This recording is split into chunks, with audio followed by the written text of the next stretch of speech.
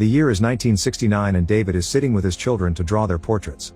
They're suddenly interrupted by his wife Jessica, who reminds them it's time to go. The family has a wonderful time in the theater, but on their way out, a couple stops them because they know David from the news. They are shocked at how real he looks and even touch his hand, commenting on the fact he is asleep up there right now.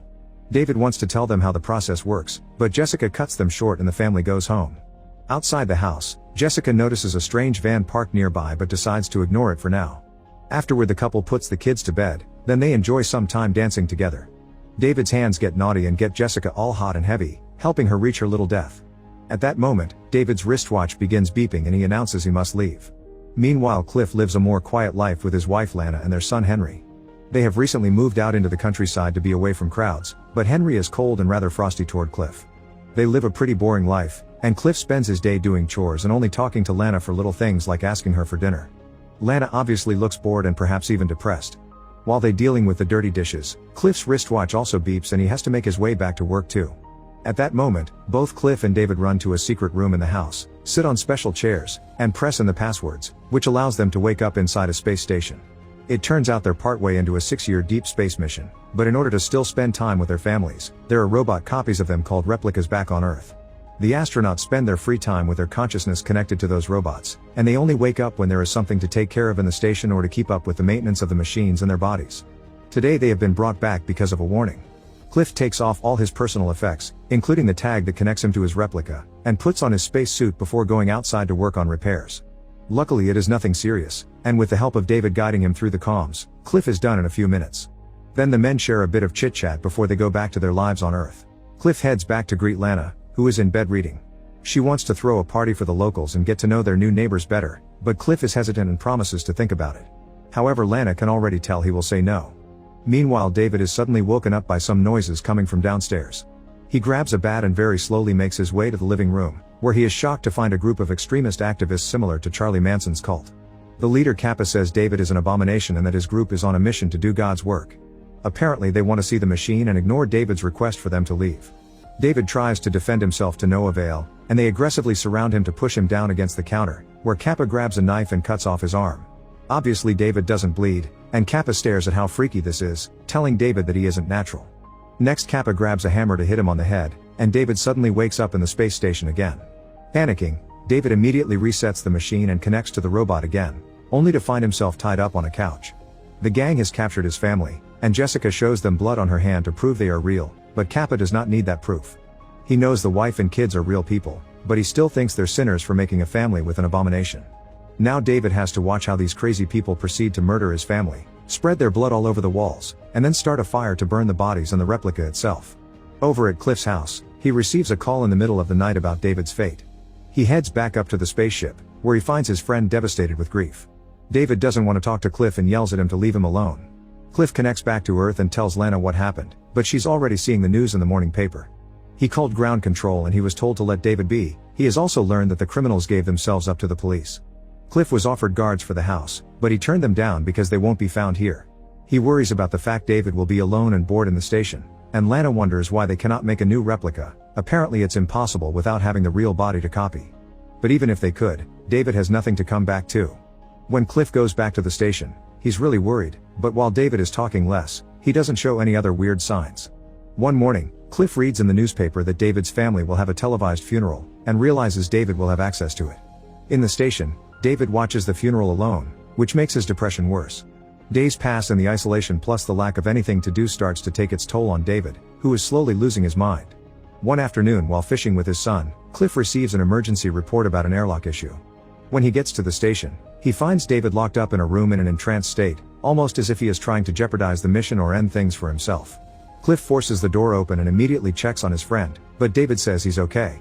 When he returns to Earth, Cliff shares his worries with Lana. If David does something to ruin the mission, Cliff will suffer the consequences too and maybe even die. Lana suggests that he should let David use Cliff's link for just an hour so he could catch a break from the isolation and breathe some fresh air, but to keep all of this from Henry. Later, Cliff returns to the station and while they go over the routine checks, Cliff offers David to use his link. David immediately accepts, but Cliff first goes back to tell Lana that David is coming, so she should be kind to him. Afterward, Cliff uses his tag and sends David to his replica. Once on Earth, David has to take a moment to get used to this new body.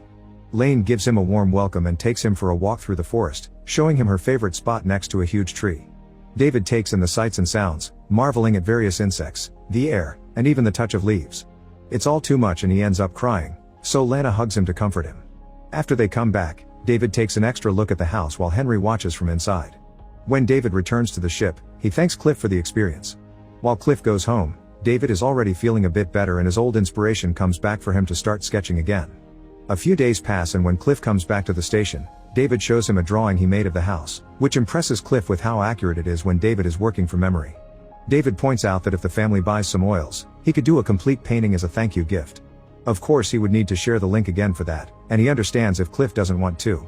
Cliff promises to think about it and returns home to discuss the details with Lana, promising it would only be an hour once a week. At first Lana is hesitant, but Cliff points out that painting could be the therapy David needs, so in the end Lana agrees. The next time David wakes up on Earth, Lana has prepared a whole art setup plus a record player in the barn. David notices she has a sci-fi book and they chat about the genre for a bit before she leaves him to work alone. For the first time in a while, Lana feels like she has had a real conversation. Days pass with the two astronauts sharing the link as they agreed, and painting again is clearly having a good effect on David. At first Lana leaves David alone, but eventually they get to talk more and grow closer, so she spends time in the barn while he paints. One day, David brings Lana closer to teach her how to make a stroke on the painting, and Lana feels warm by the fact her husband's body is being touchy with her again. When David is alone in the station, he starts spending his time drawing portraits of Lana. Sometime later, David convinces Lana to drive out to the hardware store to pick up oil for the paintings. While Lana buys the oil, David leaves the car and admires what it's like to be in a town again. Once Lana is back, he drags her to the bookstore and buys his favorite sci-fi book for her. The cashier recognizes him, so he pretends to be Cliff, but things get awkward when she mentions David's tragedy and Lana has to cut the conversation short. They go back to the car and Lana puts her hand on his shoulder to comfort him, not pulling away when he covers it with his own. Later in the evening, David returns to the station with more inspiration than ever, and Lana can't stop thinking about the warm touch of his hand. The next time he comes over, David finally finishes the painting by drawing Lana on the pad, which Lana finds flattering. Then David asks Lana to dance with him to celebrate, but in the middle of it, his hands start getting frisky. Lana pushes him away and she runs into the house, unaware that Henry is outside watching. David follows Lana and says he can tell she wants him by the way she looks at him, but Lana puts him in his place, pointing out she sees her husband and not the visitor inside. Heartbroken, David returns to the barn and is shocked to discover the painting has been ruined. Henry is there with paint on his hand, so David hits him for it. The boy runs into the house and when Lana hears what happened, she tells David he needs to leave. When David wakes up at the station, he doesn't tell Cliff what happened. Cliff returns to Earth and has an argument with Lana, who is upset because a stranger hit Henry, but Cliff doesn't see the problem because he's done it too. He wants David to have closure, so he convinces Lana to let him come one last time to finish the painting. The next time David comes to Earth, Lana leaves with Henry, so David works alone. In the station, Cliff discovers the treadmill is not working, so he has to find something else to do. He enters David's room to look at his drawings, and among the normal ones, he finds drawings of Lana without clothes. David suddenly sees an alert on his watch and returns to the station, but it's just Cliff, who demands an explanation for the drawings. David tries to explain it's just a fantasy, and when Cliff hits him anyway, David tells him that he is everything but he doesn't care, which leaves Cliff thinking. Back on Earth, Lana is waiting with Henry in the car until she knows Cliff will be back. Cliff connects to his replica and immediately destroys the painting in the barn before starting an argument with his wife. Lana swears she didn't do anything with David but also admits she had some warm reactions, but that is because she is bored and lonely. Realizing he hasn't been taking good care of his wife, Cliff hugs her and apologizes. The next time Cliff returns to the station, David apologizes too and asks for one last visit to Earth so he can apologize to Lana as well. Furious, Cliff turns him down and makes up some lies about Lana saying David is disgusting and a snake. Sometime later, Cliff is on Earth trying to be a better husband and father. He suddenly gets an alert on his watch and rushes back to the station, where David informs him something broke outside. Once again, Cliff leaves his personal effects behind, puts on his suit, and goes to check the station panels. However, he finds nothing broken there, and David won't answer him through the comms. Worried, Cliff tries to come back and is shocked to find the door locked. Cliff begins yelling and for several minutes nothing happens. Once he is finally allowed back inside, David says he was in the bathroom and that the computer sent a false report. Cliff finds this suspicious, and when he reaches for his things, he notices his tag is not there.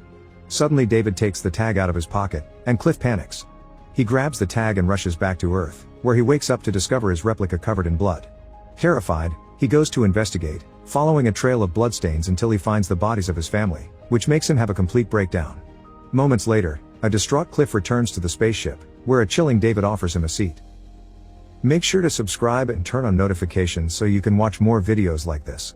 Thanks for watching.